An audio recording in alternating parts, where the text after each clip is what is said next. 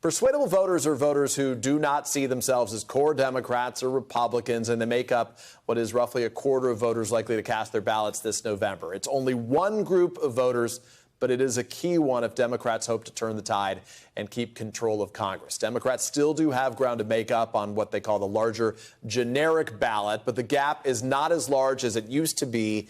In the same poll, Democrats trail Republicans just 45% to 47%. We want to break it all down with today's panel. I'm joined by Tia Mitchell, Washington correspondent for the AJC, the Atlanta Journal-Constitution, Bernie Sanders advisor Faiz Shakir, and Republican strategist and former NRCC communications director Matt Gorman. All right, let's get you guys' reaction to these numbers very quickly. The Democrats are heading into the fall right now, really sort of with the energy of the party that's out of power, I think, given what's happened with abortion right now. Because of the Supreme Court ruling reversing Roe, Matt, all of a sudden there is real energy among Democrats. Beto O'Rourke, first ad on abortion. Abigail Spanberger in a key district not far from us in Virginia, leading on abortion rights as well. Your reaction to these figures right now and the challenge for Republicans? I feel like Republicans are starting to get some traction on what they can see as a rebuttal. Well, Republicans can't ignore the issue of abortion, but they also shouldn't run on it. I think, as we saw yesterday on CNN,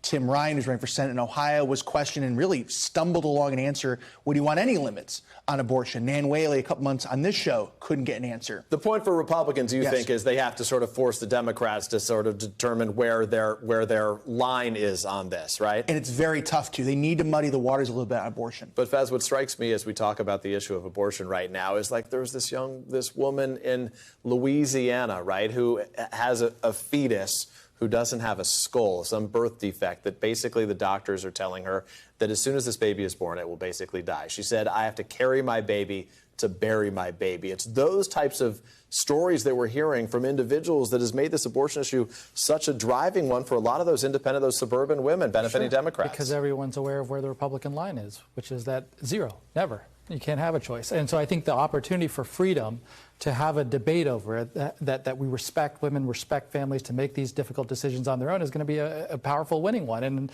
certainly it's energizing the base, but more than that, I think is giving Democrats an opportunity to extend that metaphor further. So if we're a freedom party of choice, now you're a freedom party in all respects. We're fighting for freedom in the economy. Here's an effort to try to reduce your prescription drug costs. Maybe you'd like that too.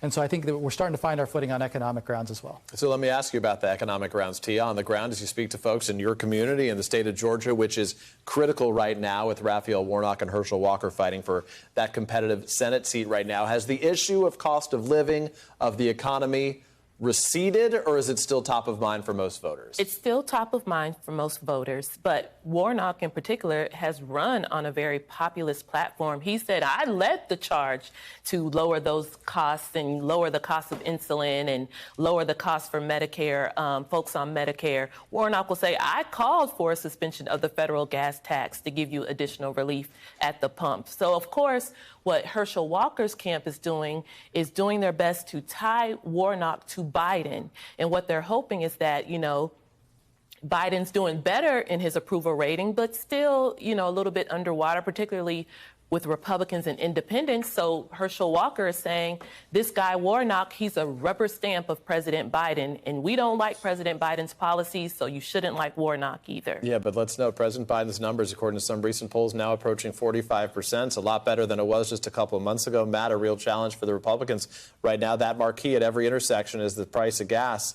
Right now, it's down for 76 consecutive days. I get that it's higher than it was when the president took office, but right now that seems like the trajectory, at least White House officials say to me, is one that's going to stick with voters. They're going to say, hey, it's still high, but at least it's going in the right direction. Is that a problem for Republicans? Economic indicators, they've been positive so far. It's nothing to totally dismiss out of hand. But look, we're going from the high 30s to the low 40s, even the mid 40s. That's not persuasion. That's partisans coming home. And what I would look at is if you're a Senate candidate of the president's party, around 48% right now, historically, as of September 1st, you tend to stay there.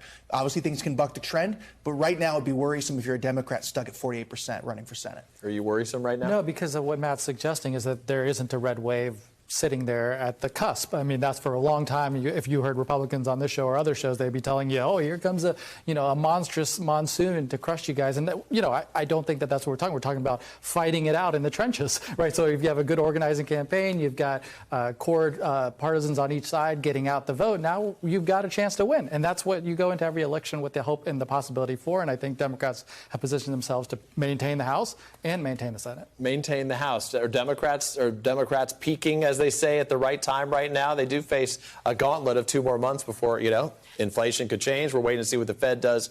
Again, obviously, these are some challenges. I think in just the challenges of this is a midterm, the president in charge, the House usually loses seats.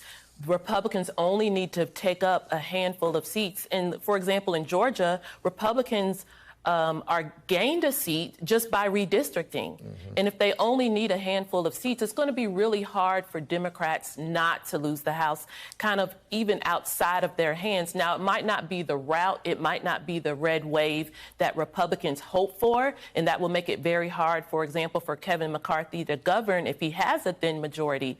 But I think the odds still are right now that Republicans will get some type of majority after the midterm. Faiz, let me ask you a quick question. Right now, the fact that Donald Trump is making headlines every day, clearly that's good for the Democrats.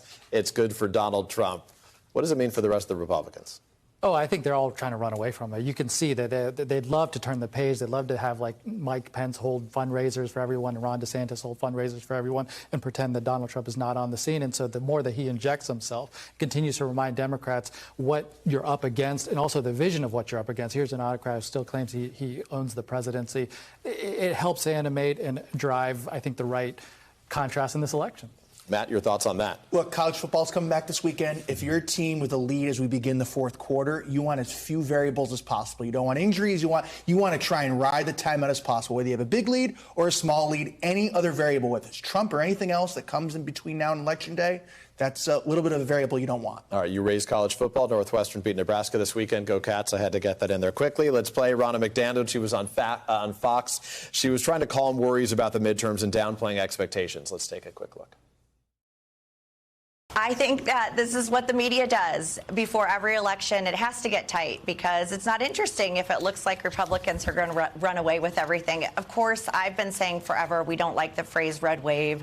We have to earn every single seat in the House and the Senate to take it back. T, I'm sort of struck by them saying, by Ronna McDaniel, say we don't like the phrase red wave. A while ago, Kevin McCarthy was almost, measuring the curtains right now in the sort of House Speaker's office, effectively saying, hey, this is about to be ours. It looks like Republicans recognize things have changed. They're trying to sort of change the message to protect what they think should be their advantage. Yeah, I think Republicans realize that the abortion ruling, all the Trump distractions are not what they want to be talking about 10 weeks before the midterms. And so they are trying to redirect. They are trying to manage expectations, so that it doesn't become an embarrassment if, there is a thin majority and not huge wins, or if, Democrats do see a pathway to keeping their majority. It's not nearly as far-fetched as perhaps a lot of us would have predicted earlier this year. So I do think, the leader of the party, she wants to keep people engaged. She wants to get them back focused on the things that they want to be talking about, the economy, inflation, rising costs, which are still issues that we know moves voters. But there have been a lot of distractions coming from the Republican side. Faiz, is President Biden an asset or a liability on the campaign trail? Tim Ryan's saying he's going to be campaigning with Biden. Yeah, and I think Fetterman as well. Yes, no doubt, over Labor Day. Yeah, and you see that his efforts to cut student debt burdens for many Americans, I think, is galvanizing a lot of Democrats. So if you look at the... Is the student debts thing, it galvanizes some Democrats. Does it also hurt you with independents or no? No, I would be willing to fight that out. And I'd urge all the Democrats to have that fight. Say, hey, these guys have no concern when we cut taxes for Jeff Bezos or Elon Musk, or we do corporate tax reductions. You never hear a peep from these economists. Now suddenly you give stimulus directly into hardworking families' hands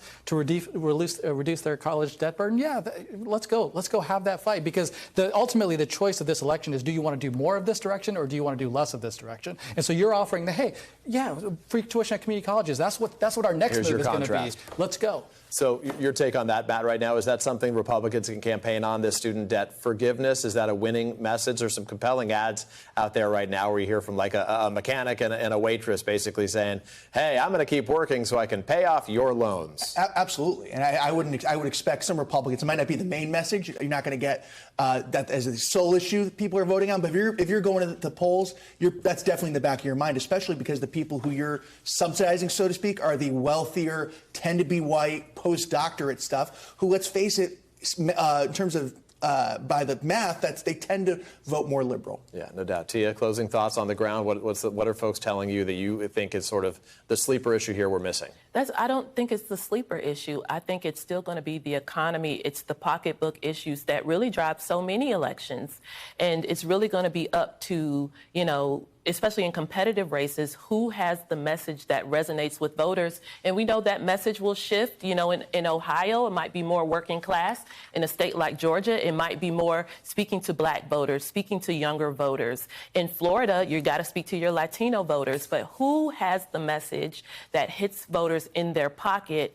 That's really what's going to prevail in competitive races. You look at past midterms, 2006 Democrats with a 13-point advantage, 2010 Republicans with a 17-point advantage. It's double digits always until this go-around. Republicans with only a 2-point advantage right now. This thing's going to be interesting. Thanks to our panel for a good conversation. Thanks for watching our YouTube channel. Follow today's top stories and breaking news by downloading the NBC News app.